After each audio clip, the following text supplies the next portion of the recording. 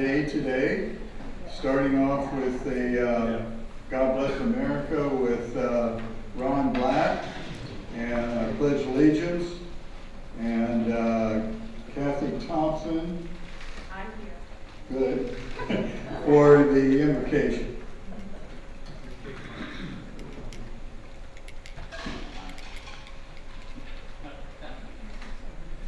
Good morning, everybody. Let's sing it from the heart, shall we?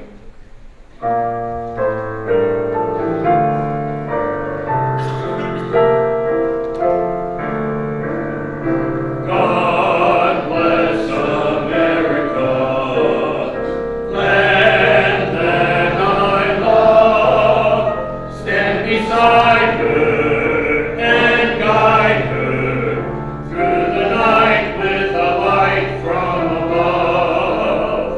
From the mountains to the prairies to the oceans, white with foam.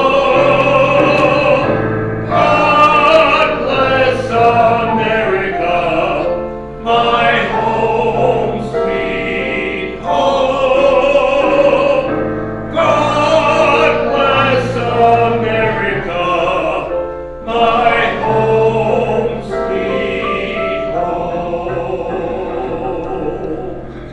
Then the Pledge of Allegiance. I pledge allegiance to the flag of the United States of America and to the republic for which it stands, one nation, under God, indivisible, with liberty and justice for all. And then our Kiwanis pledge.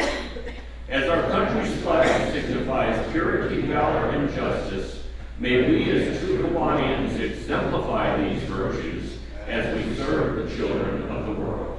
Please remain standing. Good morning. This is a room full. Please be in an attitude of prayer.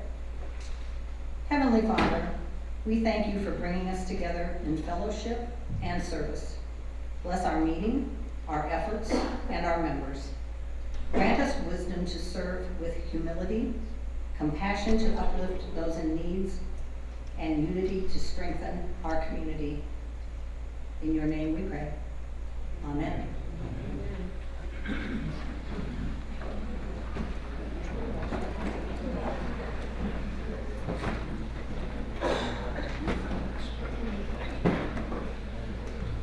Good morning, Gold K. Good morning. This morning, our speaker, it's a pleasure to introduce Heather Perdue. She's the director of the Scoville Zoo. I think she said she's been there 28 years, so she knows what's going on. A lot of different positions. So let's give a warm introduction to Heather Perdue.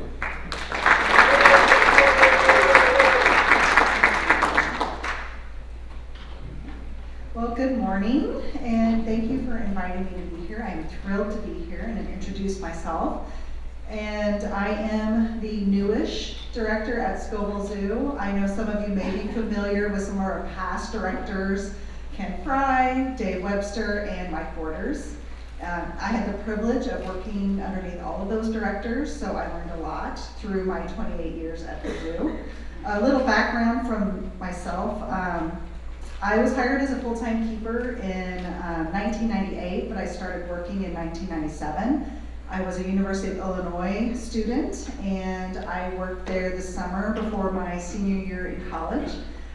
One of those students who still really didn't know what I wanted to do at that point. I was a biology student, and I worked at the zoo and loved it and fell in love with it, and obviously never left. So I've been a full-time keeper since '98.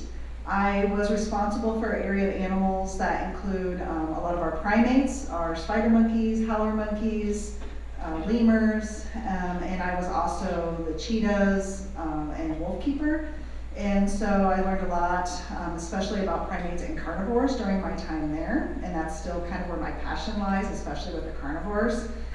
I was privileged enough to be one of the keepers when the cheetahs first came to the zoo, and I was in the van that when we picked them up from the airport in Chicago and drove them back to our zoo here in Decatur, and seeing something as majestic as a cheetah with all their different adaptations and teach about conservation issues, and that's kind of where my conservation passion has really gone into, is cheetah conservation specifically.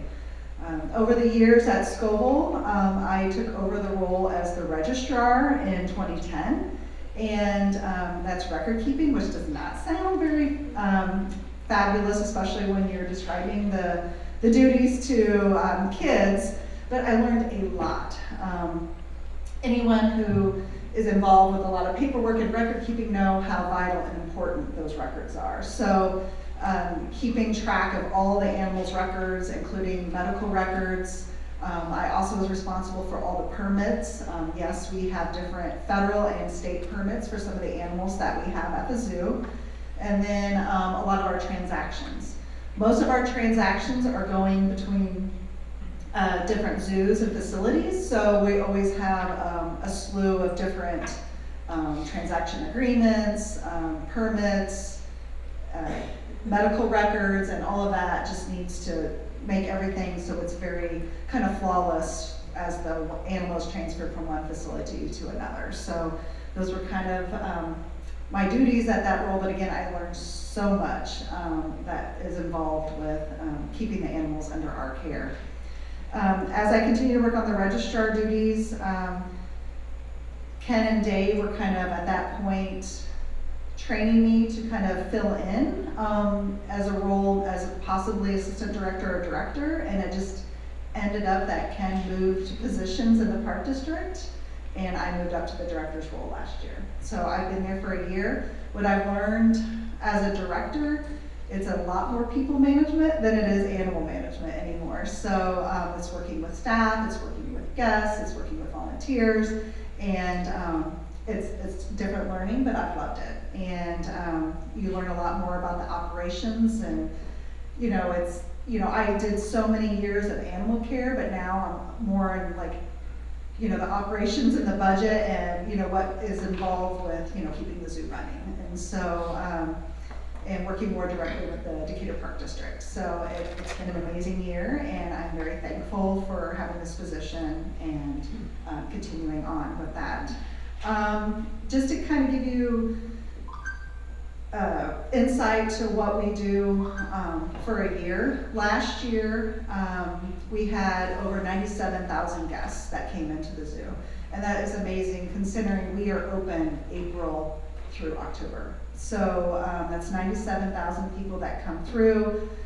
We have, for tour groups, this last year, I want to say we had over 7,000 people. That's including adults and children that came through in April and May alone.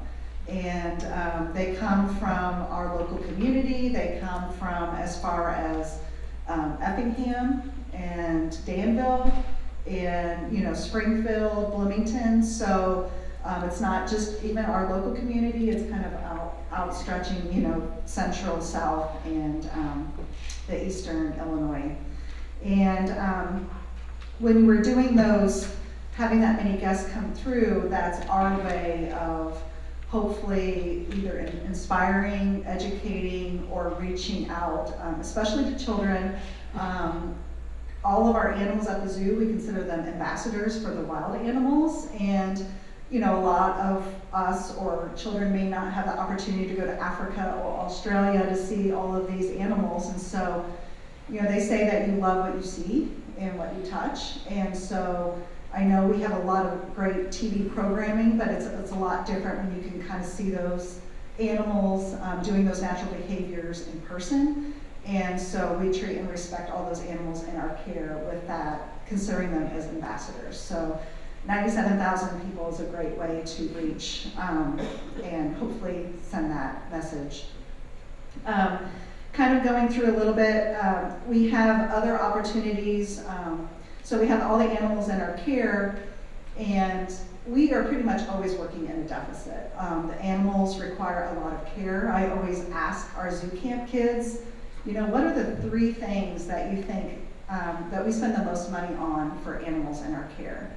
And it's always going to be keeper salaries, it's going to be veterinary care, and it's going to be food. And so those are the kind of the top 3 things. And when you're taking care of animals year round, Obviously, there's always going to be, food costs that increase, or just with anything, honestly, utilities, everything has increased. So it's important for us to have the train, the carousel, the concession, other ways of making revenue. And I've really learned that, especially in this last year, that how important that is. For those that come in for the 97,000 guests, we have over half of them ride the train. And if you haven't been, I know there's some of you have said that it's been a few years since you've been there. Since we extended that train ride, it's a beautiful ride. You kind of go over a section on one side to the lake. You see a lot of native waterfowl from that viewing. You can go right alongside the cheetah exhibit, so you're able to get a little bit closer, see them from a different view. And especially kids love the train, even adults love the train. The carousel, we usually have fewer people ride the carousel, but we still had over 19,000 that rode the carousel. And then it's important for us to do special events. So our biggest one is Boo at the Zoo, which we all know is coming up. And I think some of you will be there for that evening to help volunteer. And we had over 13,000 that came through at Boo at the Zoo last year. So that's 10 afternoons and evenings with 13,000 people that came through. So it's a great way to reach out and kind of, again, show kind of what we do as far as our mission and conservation, but also people who are traveling here for Boo at the Zoo, they can also see our local community and see what else we have to offer here in Decatur. This last year, we officially opened the new mountain lion exhibit, or puma, or cougar, or catamount, whatever you want to call, we've been kind of sticking with mountain lion now, exhibit, which has been fabulous. We had 2,100 guests the day that we did the ribbon cutting for that. And this year on Juneteenth, which fell on a free Thursday, we had over 3,500 people come in, and we survived, but there was a lot of people that came in. A lot of people did not have, obviously it's June, so they're not in school, but they didn't have to work. And so they took the opportunity to come out to the zoo and bring their families. And again, they had over 3,500 in one day. That's pretty amazing. As far as births, we always have those baby goats that everyone loves to see. Traco chicks, we have 3 penguin chicks. We had some lemur twins that were born. We always have wallabies, and then we had a howler monkey baby that was born on December 24th. So he's still little, so you can still come out and see him. Again, we had over 13,000 at Boo at the Zoo. We're gearing up for it now. We've already sold over 4,000 tickets online, and so that will continue to rev up as it gets closer to the event, and everyone looks at the weather.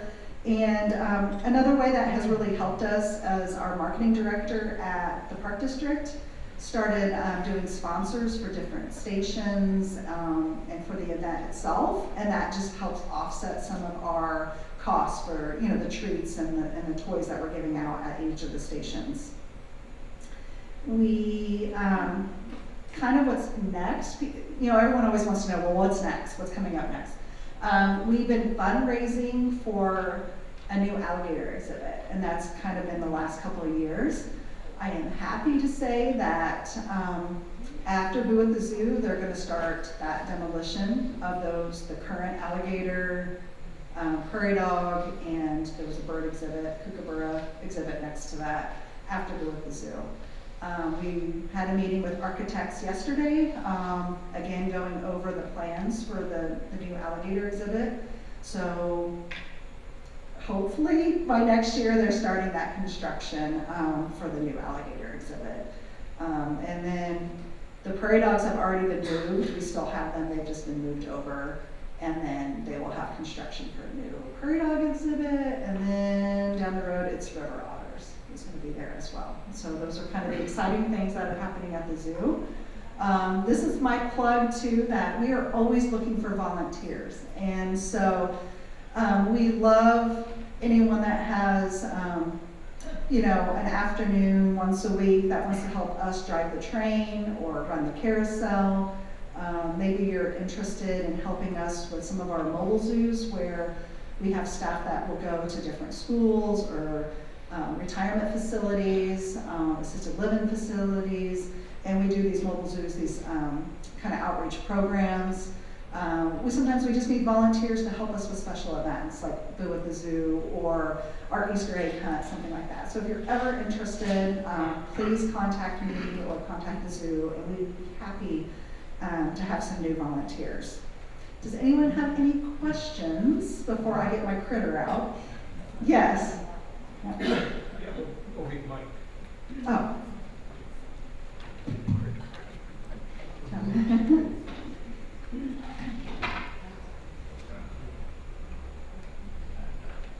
Are you related to the Purdue Food Company in the U.S.? I am not, or the school, unfortunately. I married into the name, so, but it is spelled differently than the chicken or the school, so it's always. Have you ever considered sporting a safari hat like Ken did? Safari hat. I have a bucket hat that I wear to help keep the sun, but I don't know if I could rock it like Ken did, honestly. So, but maybe that's something I need to consider. I have a question. Sure. I have some forms to take to Lizzie Venter tomorrow. Mhm. Is the zoo still open that I can come in and give those to her tomorrow? It is open, so we are actually open for 6 more days. The zoo, the last day that we are open is Columbus Day, and but yes, the office, the gift shop will open at 9:30, and then it will close at 4. And just to let you know, I'm a good friend of Judy Purdue Dillman. I lived with her growing up. Oh, okay. And so she Yeah. told me all about you. Oh, okay.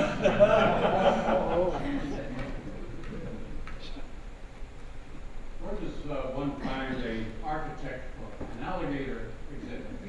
Well, we are, and I am just getting used to the exhibit design stuff myself. We are going, Larry Livergood works with AEX, but then he consults, her name is Anna, but she's with a different, so he knows like the basis for like the building part and stuff, but then yeah, she kind of comes up. But there are like zoo exhibit designers, she's the designer, I guess, and that they will consult with. And then, yeah, there's a lot of thought process into everything. They kind of know the schematics with the terrain and, you know, doing like plumbing and all of that, but then she's more working from like the animal perspective and then the keeper perspective. Mm-hmm. Yeah. This last Monday, you completed, I think it's your 3rd year of having dementia-friendly zoo days. Mm-hmm. And I just wanted to say thank you. It's a special program for people with dementia and their Mhm. caregivers. Yes. And it really, really means a lot to the people that participate in that. I Yes. just wanted to say thanks.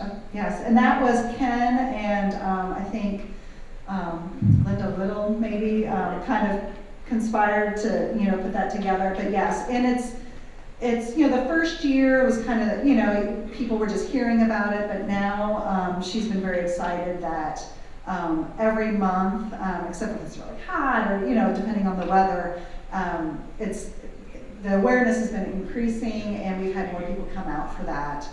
We do the first Monday of every month once we open from 1 to 3. Those with dementia and their caregivers are welcome to come into the zoo for free. And then we have Linda there from CHELP giving them resources. It's a way for caretakers to kind of connect with one another and a way just to get maybe those with dementia outside and out somewhere, they realize how important that is, especially during COVID when everyone was so isolated.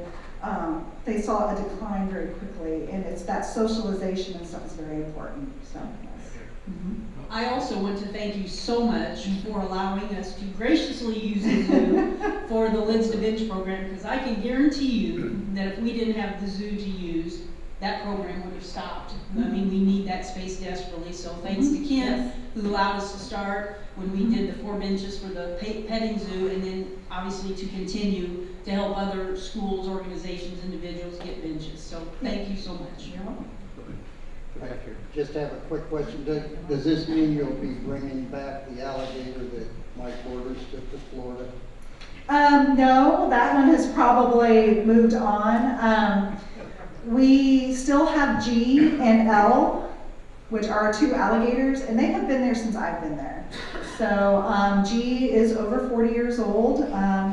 You know, they could live up into their 60s, and L, she's in her mid-20s, so she can live quite a bit longer. So they are happily married, and they will stay in that exhibit together. Yes. And thank you for your excellent presentation. Appreciate it. Just 2 things. One, Thursdays are free for children. Is that correct? I think you said that. Yeah, so we have free admission on Mondays in April, and then starting in June, they are Thursdays through the rest of our season. The only reason we don't do a free admission day in May is because we're so overwhelmed with school tours that we would be able to accommodate, unfortunately, everybody coming in.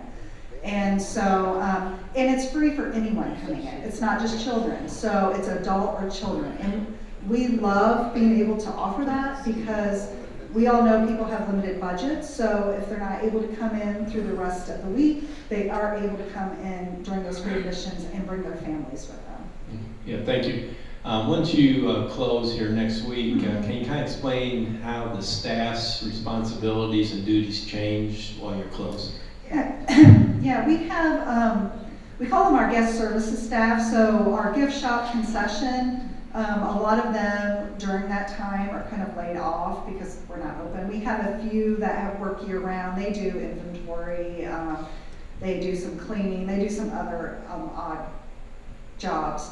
Our animal care staff actually get busier over the winter months. None of our animals leave the facility. A lot of them may be moved indoors. We have a lot of tropical or warm weather animals that wouldn't be able to survive out in our winters here in Illinois, so they're moved indoors. So there's actually a lot more cleaning, hosing going on during that time, and so some of them are definitely busier. Yeah, we were out there this summer, and the place looks great, by the way. But how were the bald eagles acquired, and how do you maintain them? I didn't see anything above that was keeping them in. I assume they're clipped. They've actually both have had wing injuries. So one came from Alaska and the other one came from Oregon. So they came from rehabilitation places and they were non-releasable because they've had those wing amputations. And so that's why they're able to be an exhibit. We have to have birds that are non-releasable because they can't fly. And so unfortunately there's always a need for places like ours because a lot of times it's because they fly into power lines. And so they have these injuries, they're non-releasable, but we're still able to use them for education purposes. It is really neat. We see a lot of bald eagles at the zoo, just wild ones, because of the lake and everything, so we see them out, but it's really neat to see them up close. And these birds really acclimate well to being kept in human care, and so we walk them into a holding building every night. They get really used to us feeding them. We provide them with food. We provide them with a variety of food, of fish and mammals and birds and stuff like that, a variety like they would get in the wild. And we have a pair, a male and a female pair, and they have paired up. And so it works out really well. It's a very low stress environment for them. But again, it's a great way for people to see them up close when you may not be able to see them that close in the wild. The new alligator, the square footage of that, the blueprint of that, how big is that going to be for those alligators? Well, since yesterday was the first day that I saw it, if you look at the penguin exhibit from the window, I don't know how long you've been there, it's double that size, the square footage. So they do not require as deep of a pool as the penguins do to like really get down and get their fish and stuff, but square footage wise, I'm trying to think, it definitely double if not more than that. I wanted to thank you and mention a little more about the program where you, oh, I've forgotten the name of it, but where you go, the volunteers can go and pick up a little alligator or snake or whatever, and you take it to other schools. It takes a little more time than some of the other volunteering things, but I did that for a few years, a long time ago. And so it goes on in the wintertime. Because school's in session and you're taking these kids, and you may be driving to Champaign even to visit a school and have some classes come in and see these animals and perhaps be able to touch the animals. And it's just a great program if somebody wants to get involved with that. Yes. Got a question. How do you catch a prairie dog? We use set live traps with their favorite vegetables in it, and then you catch them that way, and then we just move them. Yeah, they have holes. It doesn't work very well with a net. Do you have a full-time vet? We contract with the University of Illinois. So they have a zoo med department, and we have 2 full-time vets there that come to our facility, as well as 2 other zoos in central Illinois. They have students that come with them, U of I vet students, and so it's been a really great program. We have our vet room, we have radiograph equipment. We just recently acquired dental radiograph equipment, so that helps us do a little bit more. If we need to do a very sterile surgery or something that requires like CT scanning or MRI, then obviously we have to take that to the University of Illinois. But we're very fortunate to have a facility like the University of Illinois Veterinary College there that has all the equipment needed to do more medical testing. Is there any chance of bringing the meerkats back? They were so fun to watch, and then they all disappeared. Yeah, we switched to mongoose, which are very similar. Meerkats have a lot of drama, and it's just naturally for them, and a lot of zoos have this issue too, where they do a lot of fighting. And so mongoose are more laid back. The biggest problem with mongoose or meerkats is you have to have special permitting. They're considered injurious species, which means not in Illinois, they probably wouldn't be able to survive our winters here, but like in Florida and Hawaii, mongoose is an invasive animal now. And so you have to have special permitting in order to move those, and to get the federal permitting. For us to get the mongoose, it took 2 years to get that permit. Do you grow very much of the food for the animals? I'm sorry, what? Do you grow very much of the food Grow, for the animals? We have a few things, a lot of the browse, so the leaves, we have mulberry, we have grapevine, we have a lot of that stuff that we can harvest. We have bamboo that we harvest for our red pandas at the zoo. As far as vegetables and fruit, we actually have a lot of it donated from local grocery stores that we're able to use for our animals there. And then there are some things that we go through so much romaine that we just purchase like cases of romaine or some other leafy greens. So I'm gonna get out. I did bring a friend with me, and then I will very briefly say a few facts about him, and then do you want me to walk around and? Or I can show it off. Or I can try to talk about it. Bring the mic.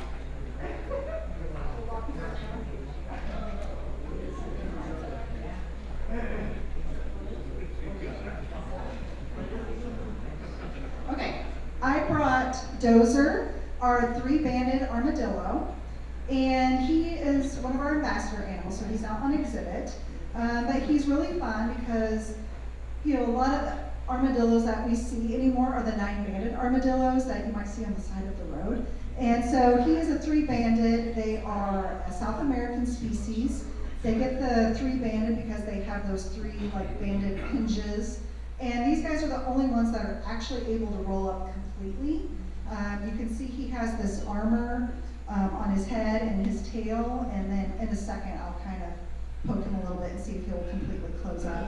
They also, you know, they have this armor to go through thorny brush, and for predators, it's pretty hard. It's made out of keratin, which is the same as your hair or nails. And if a predator sticks its little paw or something in there, they can actually close that up and it pinches them and it hurts. So sometimes he'll want belly rubs. We don't use our fingers. We always use like a pen or something that we can get back later in case he does get startled and roll up. He is also 25 years old, so he is pretty old. He's probably older than some people at this table. And they can live up to about 30 years. So he's an old guy. He's a senior. So. And you are welcome to touch him and pet him. Heather, before you walk around too much, I'd like to present you with this certificate. I can leave it on the Okay. table. And the Gold Cane Kiwanis ink pen. All right, Everyone great. wants it. Thank you.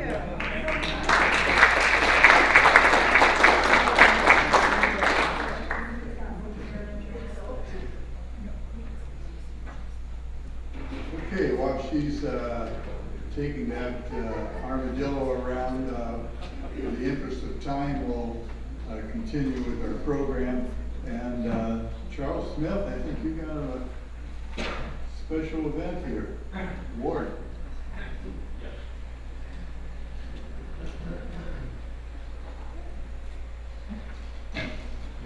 Good morning, everybody. Might take me just a minute to get all this out.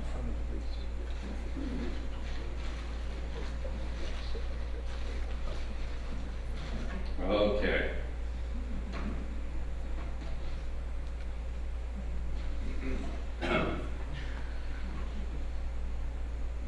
You might notice I have on two little pins this morning, and I wore them just to make a point.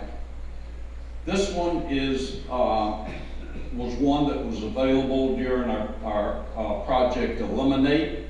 It's the Zeller Award for the contribution of the right amount of money. Anybody could have had one. This is the Roger Ellaby Fellowship Medallion, and it's given currently to anyone who would like to contribute $1,000 to the Kiwanis Neuroscience Research Foundation. It's another way of funding the Research Foundation, which is about the best thing our district does. The third is the Amador Award.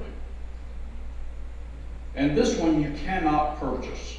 This one, first of all, you must be nominated by someone in the club. That nomination goes to the board of directors, they vote. It then goes to a division council meeting, and we're division 25, so there are 5 clubs in our division. Those 5 clubs have to agree that that individual should receive the Amador Award. Then it goes to district along with a check for $500 to the foundation. And each division is allowed 1 Amador Award a year. And there are 26 divisions in our district. I wanted to read you a little bit about the Amador Award. The Louis V. Amador MD Medallion Award is an award program that allows the division council within the Illinois Eastern Iowa District of Kiwanis International to extend special recognition and honor to an individual that has demonstrated outstanding service within his or her community.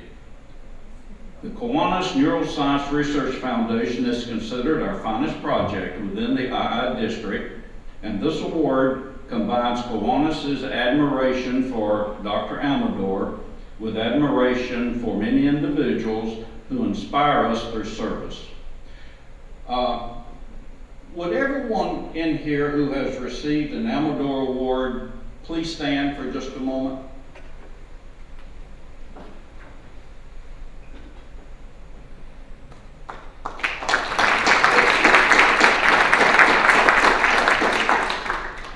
Well, that number is going to go up by 1 today, and we're going to award Amador Award, I think it's number 660, to an individual who has served our district and our club very, very well.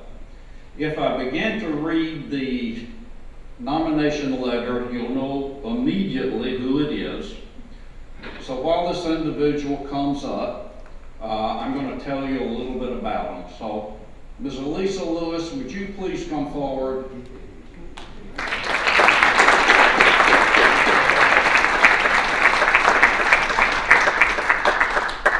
Elisa has been the faculty advisor to our Mount Zion Key Club since its foundation. She has grown it from its very small beginnings to a club that's over 100. It has become one of the most respected clubs in the entire Illinois Eastern Iowa district of Kiwanis International. In my humble opinion, this is the finest advisor in all of our district and possibly throughout Key Club International. So please join me in welcoming and honoring Miss Elisa Lewis for her tireless efforts in Key Club.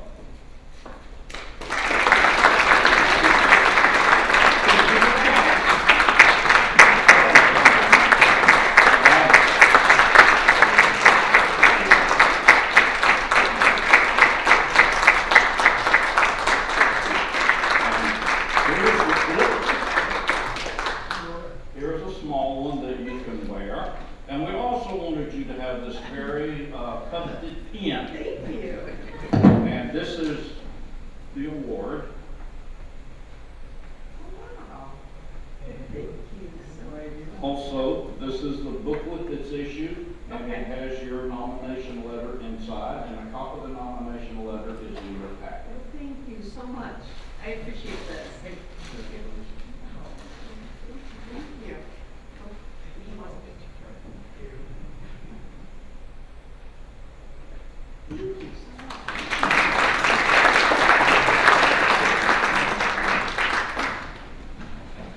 Okay, Kathy Seebach has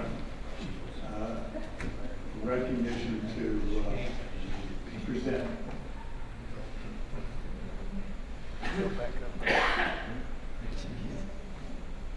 Good morning. We have a really good group of everybody here. At this time, I would also like to recognize two individuals who have spent a lot of time, effort, and put their heart into a lot of different things. And one of those things is our Key Club advisors. And of the advisors who are within the Kiwanis that look over the Key Clubs like Lisa at Mount Zion and at St. Teresa. So at this time, I would like to recognize Charles and Dan. If they would come forward to be presented with a pen.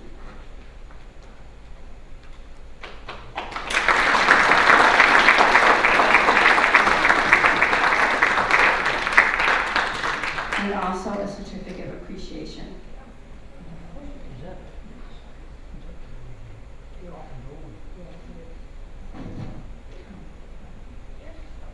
So you have another pen to add to your collar.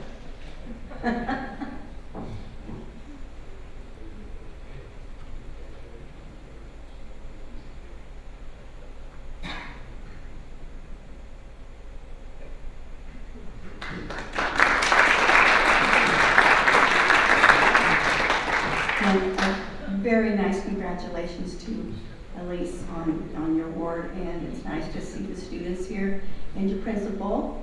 So welcome and glad you're here. And you guys, the students there at the high school, make a wonderful difference for all the kids and the people in your community. Thank you very much for coming today.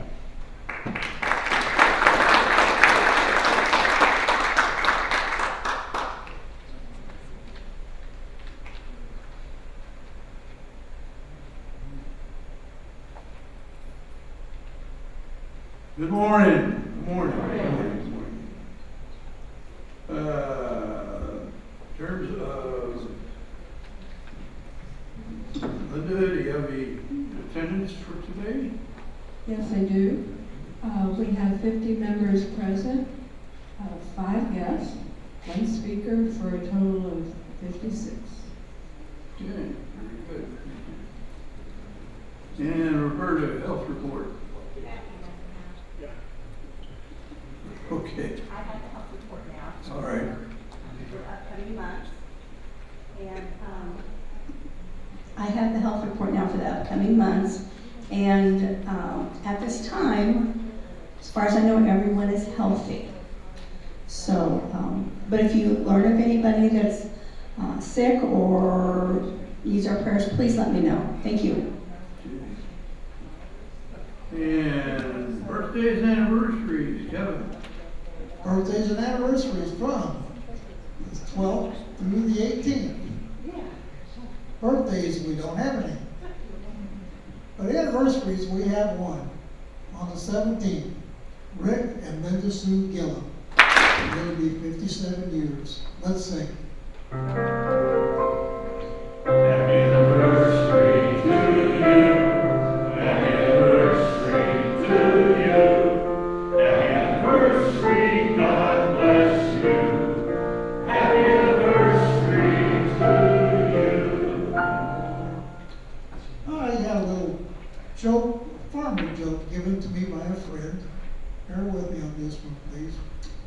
A farmer and his grandson were cleaning out the chicken coop, which had 2 doors. And the farmer said, why does a chicken coop have 2 doors? The grandson looked at him like a grandson will do and said, I don't know. The farmer said, if it had 4 doors, they couldn't call it a coop.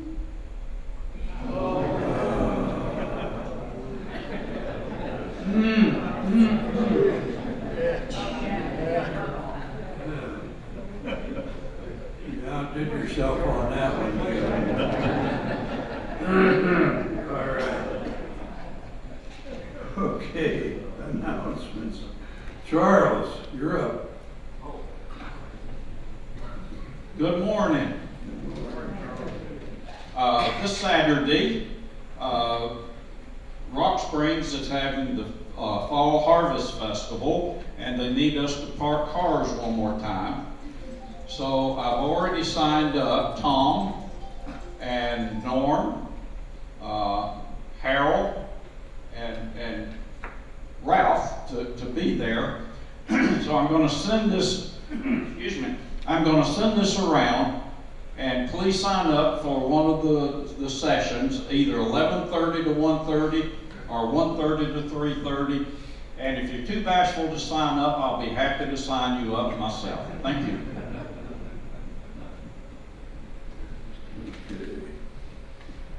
Okay, Dan?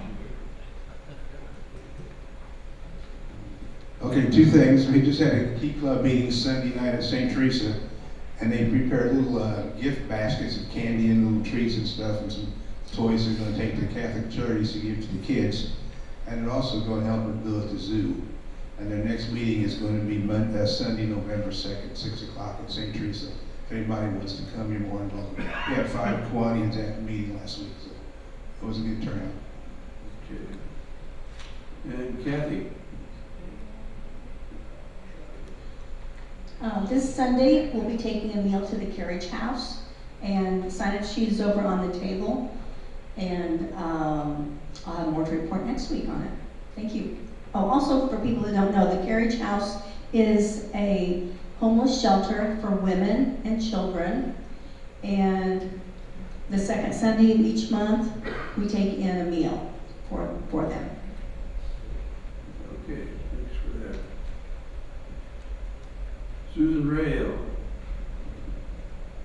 Yes, thank you. Just a reminder, on Tuesday, October 28th, we'll be serving the meal at Good Samaritan Inn. We could use a couple more people, so if you're interested, the sign-up sheet is over here on the table. Thank you. Okay, tomorrow, or excuse me, Friday, we are getting back in action in our lid sorting. The zoo is unavailable, so Dan graciously has set it up for us to be able to use the cop club or the police cop shop, yeah.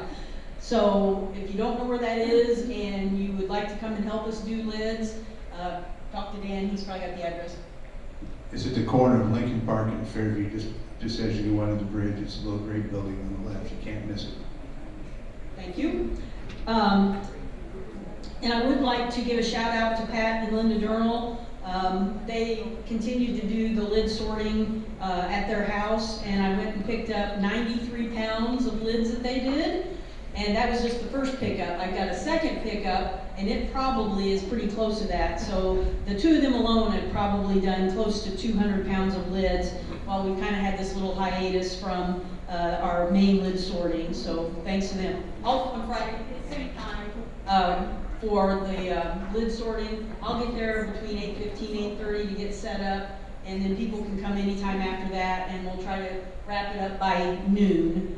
So, and these lids will be the ones that are not the muffly lids, not the ones that are going to be dirty. I was planning on doing the outdoor thing with the muffly lids, but cooler temperatures have come in Thursday night, Friday morning, and I didn't want to discourage anybody, so we're going inside. Our Ronald McDonald flip tab collection is doing well. I find more and more bags on my porch, and I picked up some at Decatur Earth Mover, and I made a contact right before school started. We're going to get on that with the Mount Zion Key Club. And last but not least, as I've gone down to water the plants at the 9/11 Memorial, a couple more are missing. I don't know if it's the same woman doing it or if we got new vandals, but they obviously like those plants because they're taking them home, I guess. Okay. And Mike Beer.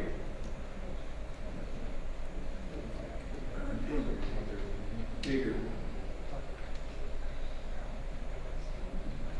Thank you. I want to read a letter from Mary Colania. Thank you to everyone who helped us set up and take down and everything in between. Thank you again for being part of our chapter and for all you do for Project Linus. For those of you that are familiar with it, Project Linus is a blanket making project.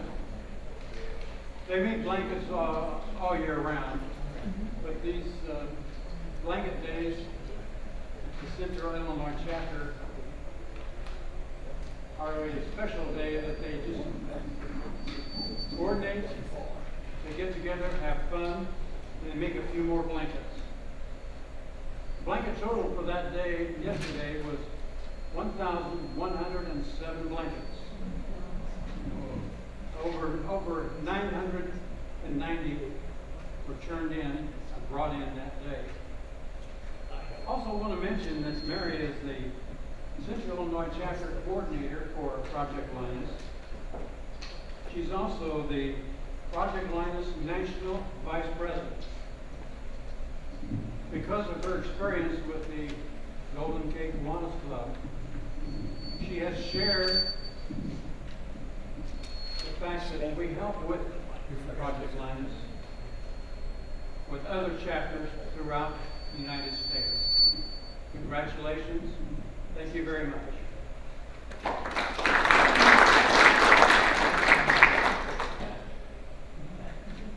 Okay. The Key Club would like to give a little update on what they do. Sure.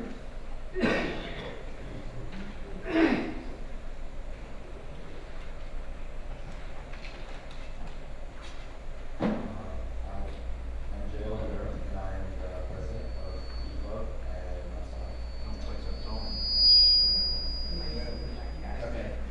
okay. Take the other mic over. We can't hear that mic.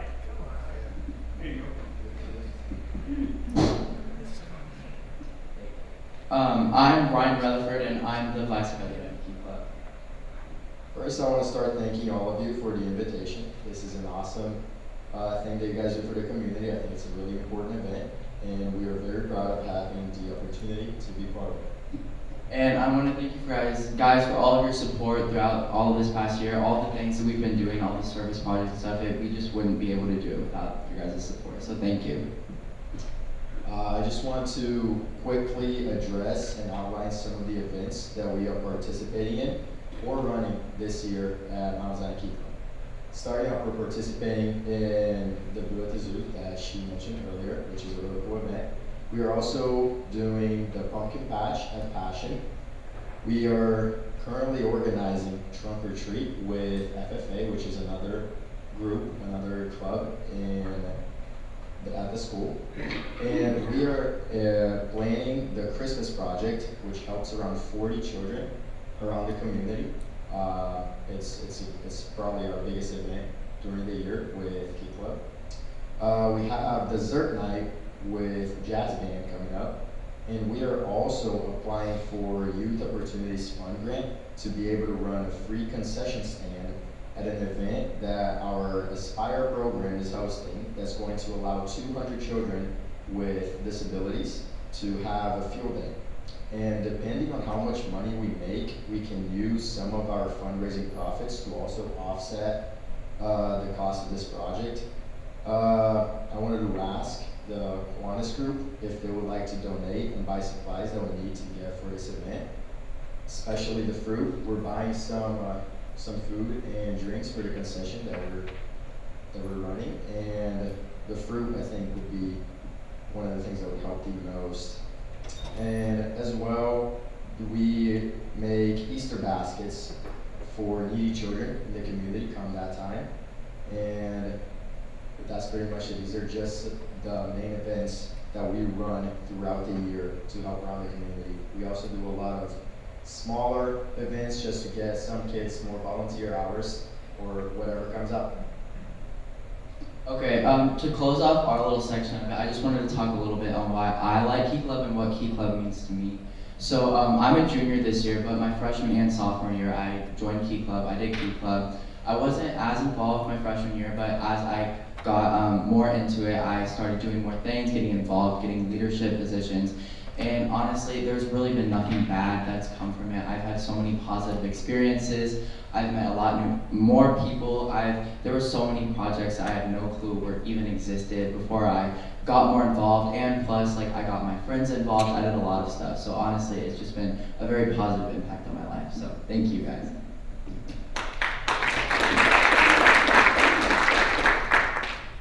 Hello everyone, it's so nice to see you again. My name is Michaela Adams and I'm a senior at Mount Zion High School. So first and foremost, I wanted to thank you all for supporting my attendance at the Key Club International Convention. This year it was in Orlando, Florida, and I had a great time and I learned many things, and I want to especially thank you for supporting my opportunity to run for international office. I learned things that I will use for the rest of my life, so I am so eternally grateful. And I also participated in electing the next international board. I know our current international president, VP, and our trustees as friends, and Key Club International is in good hands. I just wanted to reassure you, and I'm positive that they will lead well. And if you've seen my postcard, I also had the opportunity to meet our current Kiwanis International president, Michael Mulhall. He's a very sweet person, and he gave me a pin. So yeah, and I also wanted to tell you about some international updates, especially for the II district.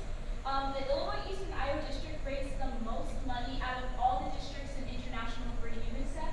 We raised about $23,000. We also had the winning UNICEF champion from our district, Grace Nelson. And this year, we elected a trustee from the Illinois Eastern Iowa district, who's also Grace Nelson.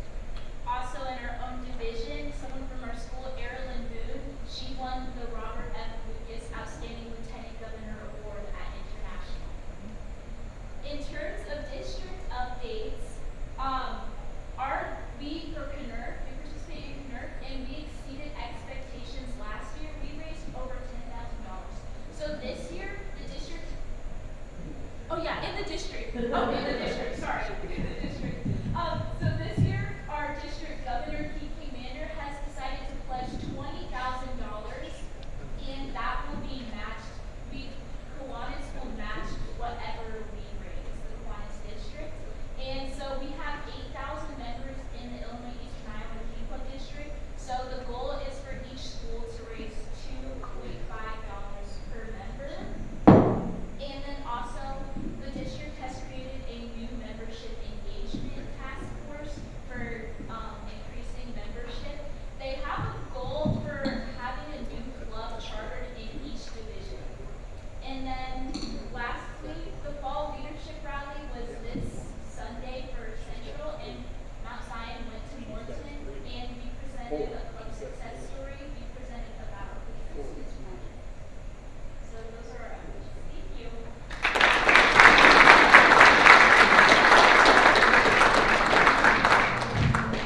thank you, Michaela, and the other members of the Key Club. We're honored that you're here today. Thank you very much. Okay, we have a board meeting next Monday at 1 o'clock at the Central Church, Central Christian Church. And we're ready to start 50-50. We received $90 in donations today, 45 to admin and 45 to the pot, for a total of $259. Last three digits, 140.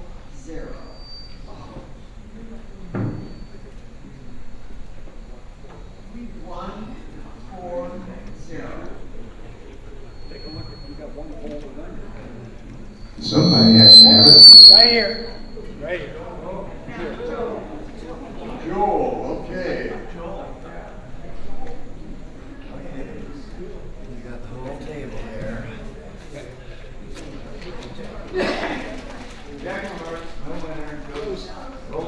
Missed it by that much. Hey, Joel. Okay, happy jug. Who's happy today?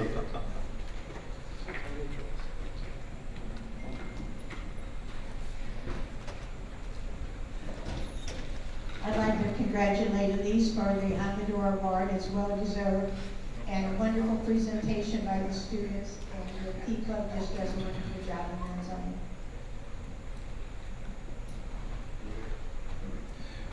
I have $5 here for the 4 consecutive victories by the Dodgers and looking for number 5 tonight.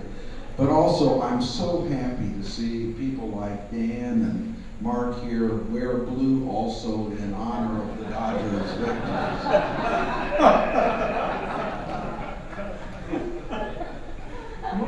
I'm going to put in $1. Our speaker today mentioned mountain lions, and I don't know if any of you realize how big mountain lions are. This, in South Dakota, they came into South Dakota about 20 years ago, and they have a hunting season there. This one was harvested near where one of my brothers lives in eastern South Dakota.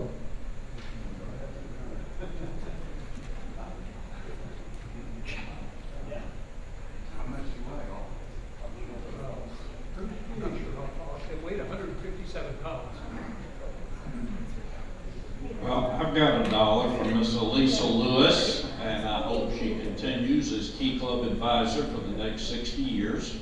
I have $1 for the students from the Mount Zion, and you guys are awesome. I hope you keep up your good work. And one for their principal, who finally agreed to come and visit our Key Club. Mr. Johnson, thank you.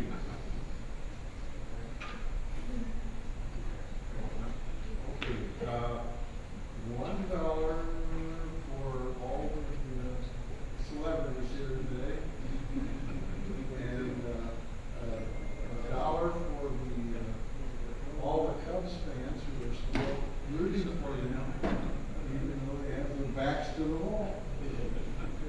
And another $1 because I got to wear my October baseball Cubs shirt, which you don't get to wear very often. I've got $1. Yeah.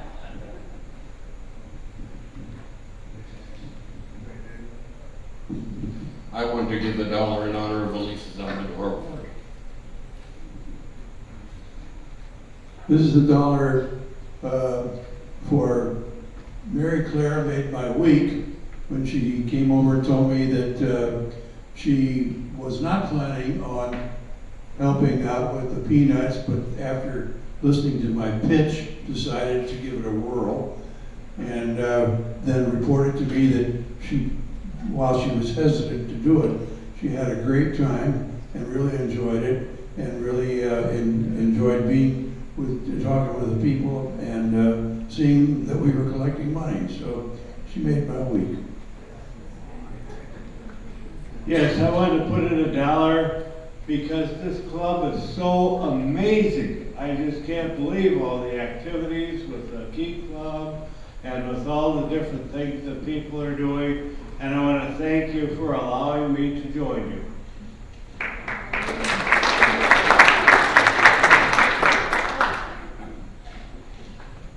I'm putting in $1 because Dave Schulke and I found each other in the hallway at Randall Residence as I was moving my partner Dick into the apartment next to him. And he, at age 94, remembered he knew me from Golden Kiwanis. I was searching, but now I also have an eye in the sky because he's next door to Dick. I want to put $1 in for, had the privilege for our 2 daughters come from Milliken Homecoming for not only 1 or 2 days, but 6 days. One from Northern California and one from Wheaton, so we had a good time putting it together. Okay. Is that everybody happy? Yeah. One more?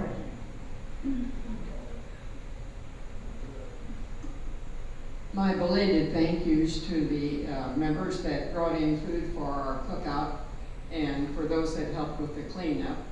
And also that I have lived to celebrate my 91st birthday.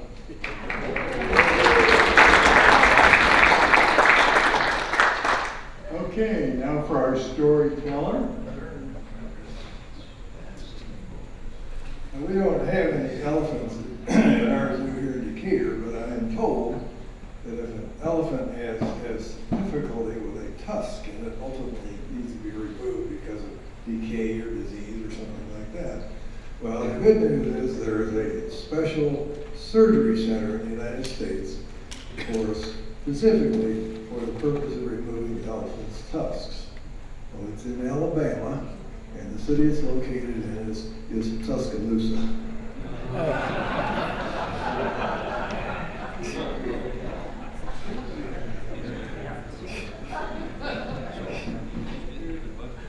There you go, Bob.